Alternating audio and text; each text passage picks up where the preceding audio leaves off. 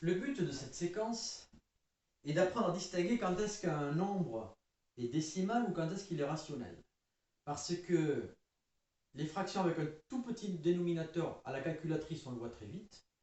Mais dès qu'il est gros, les séquences deviennent très longues et on ne peut plus voir la calculatrice. On n'a plus de visibilité. Cela nécessite au départ de faire intervenir ce qu'on appelle une décomposition en facteurs premiers. Donc là, par exemple, si je prends 2, par exemple 10, 10 n'est pas un nombre premier parce qu'on peut le décomposer. Par contre, 2 et 5, on ne peut plus les décomposer. Donc, la décomposition de 10, c'est 2 fois 5. La décomposition de 40, par exemple, bon, au départ, on démarre gentiment parce que c'est pas évident un gros chiffre de découper. Je vais dire que c'est 4 fois 10. 4, je vais dire que c'est 2 fois 2. Et 10, c'est 2 fois 5.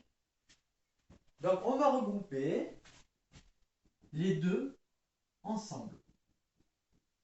Donc, la décomposition facteur premier de 40 est 2 puissance 3 fois 5. Et maintenant, voilà, si j'ai un plus gros chiffre, bon, eh bien, on va démarrer simplement. Je vais dire que c'est 24 fois 10. 24, c'est 3 fois 8.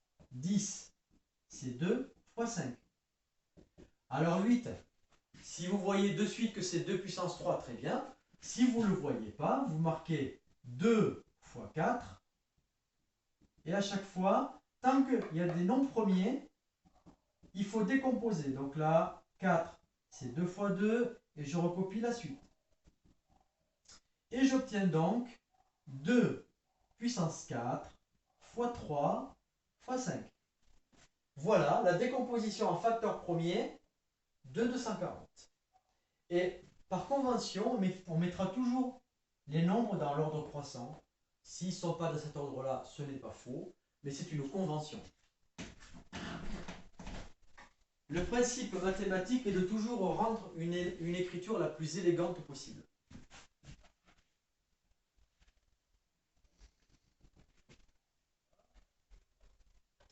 Eh bien, je vais utiliser cet outil-là pour déterminer la nature d'un quotient. Par exemple, si je prends 12 divisé par 50. Et là, je vais prendre 13 divisé par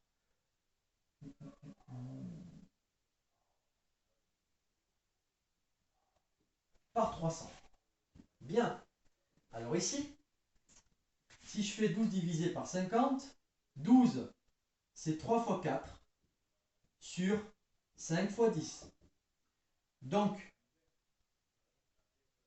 3 fois 4, ça fait 3 fois 2 fois 2. Et là, ça fait 5 fois 5 fois 2. On va procéder à une petite simplification, ce qui va donner 6. Alors, on va laisser 3 fois 2, et ici 5 au carré.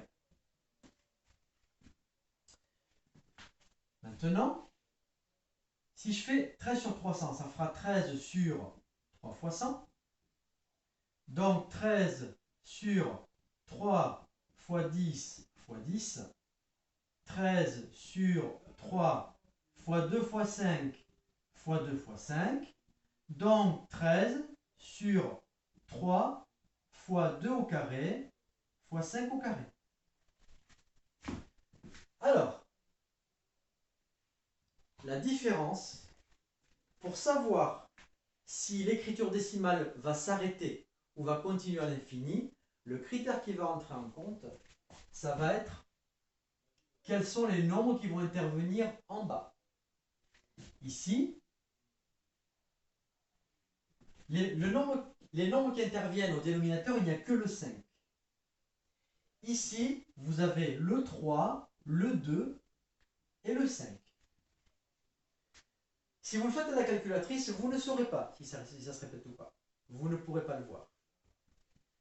Bon, ce qu'il faut essayer de comprendre, c'est que si je divise, par exemple, par 2, tout ce que je divise par 2 sera toujours une écriture finie. Si je prends 1,25 divisé par 2, ça fera quelque chose de fini. Si vous le faites, tout ce que vous divisez par 2 ne donnera jamais une écriture infinie. Et tout ce que vous divisez par 5 ne donnera jamais une écriture infinie, ce sera toujours fini. Par contre, si vous divisez par 3, par 7, par tous les autres, on aura tout le temps une écriture infinie. Donc, la règle d'or à bien intégrer, c'est que une fraction quelconque, si je mets 17, par exemple, sur 2 puissance 3 fois 5 puissance 4, on n'a que du 2 et que du 5, il sera dans les décimaux. Si je décidais de rajouter 2 puissance 3 fois 5 puissance 2, à moins que en haut, vous aviez des 3 qui éliminent ces 3-là, si vous n'avez rien qui élimine en haut ce 3, le 3 ne va créer une écriture décimale infinie. Donc pour reconnaître un décimal, il faut qu'il y ait en décomposition que du 2 et que du 5. S'il y a autre chose qui se rajoute, ce n'est plus décimal, c'est un quotient. Ça va se répéter de toute façon, parce qu'une fraction, on a vu en division que ça se répète.